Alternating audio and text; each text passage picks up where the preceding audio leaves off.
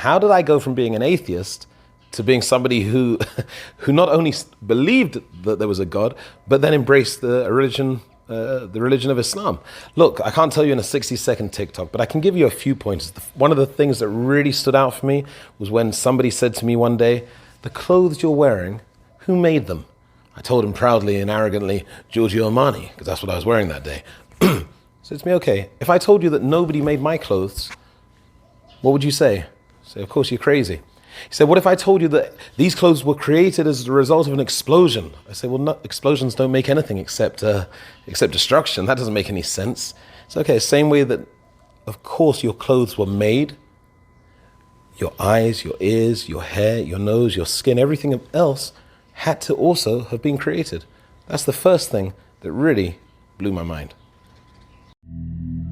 Nabi sallallahu alayhi wa sallam in al-hadith, he tells us how the state of a servant would be when Allah is questioning him. Allah Azza wa Jal would begin to mention to you your sin. Abdi, didn't you do such and such on such and such day? And you say, yes, yes. Hatta yadhunnu annahu halak.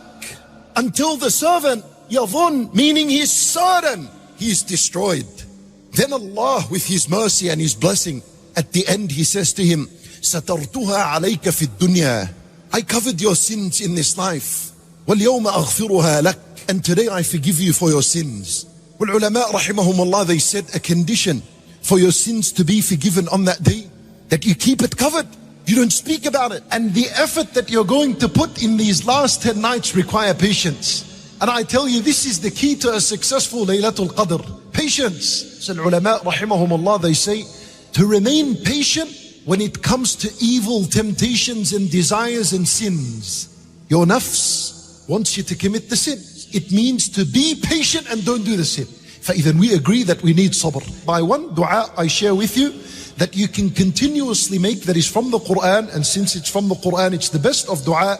And wallahi, this is a dua that if it remains frequent on your tongue, bi'idhnillahi ta'ala, Allah Azza wa Jal grants you the sabr. What is this dua? This dua is Allah Azza wa Jal teaching us, رَبَّنَا أَفْرِغْ عَلَيْنَا صَبْرًا. رَبَّنَا أَفْرِغْ عَلَيْنَا صَبْرًا. I'm just going to share what the meaning of this dua is. رَبَّنَا. We're asking our Rabb, our Lord. And Nabi sallallahu alayhi wa sallam, he says in the hadith al-sahih, anyone who asks Allah through his name Ar-Rabb 3 times, the dua is accepted.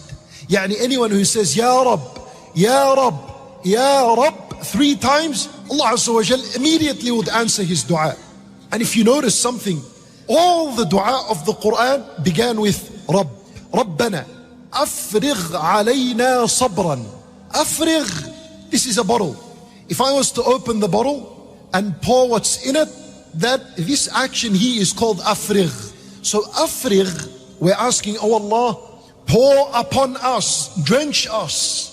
Afrigh alayna, alayna, upon us. And if something is coming upon you, meaning it's coming from above. So we're asking Allah to give us something special from above. And what are we asking for? Sabran. As-sabr is patience. Sabran. And if a word comes with a tanween at the end, its scope opens up. It's not limited to one thing. So every kind of sabr. If Allah Azza wa Jal was to pour upon you sabr from above, you want sabr to come on your hands. So, oh Allah, give me sabr in my hands. One day, I was invited to a Christian school to speak, and it was a girls' school. So, I went to speak to them, and the first question they told me is, why do you have a beard? Why do you have a beard? So I said, what do you mean? They said, no, these are Talibans.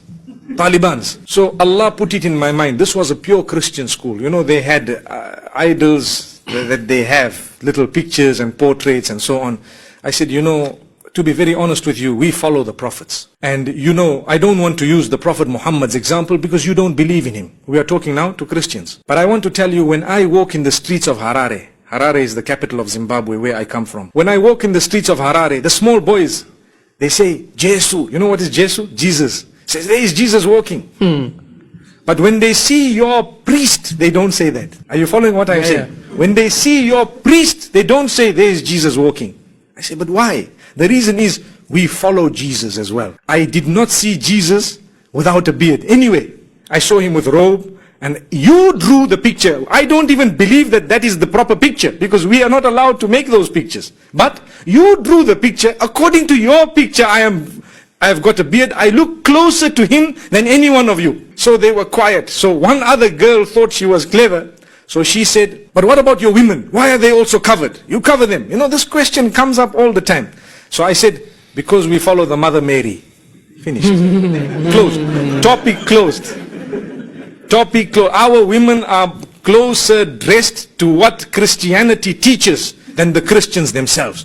We are purer in Christianity than the Christians themselves, because look at the dress code, look at the morals, look at the conducts, look at how strictly we follow the 10 commandments, look at how we would like to, stop certain things from happening and so on. And every little while they find it creeping in. The church sometimes will allow homosexuality, they will allow, it changes. They change it in order to get more people to follow. With us, even if no one is following, the deen will remain. And still there will be people who will follow. So let us remember, when you want to think of answers and when you have discussed, you will have the answers. Now, to cover yourself, how can that be oppression? Because today I am covered. If in 50 years from now, they might tell the men that if you don't move with shorts, you are oppressed, then what are we going to do?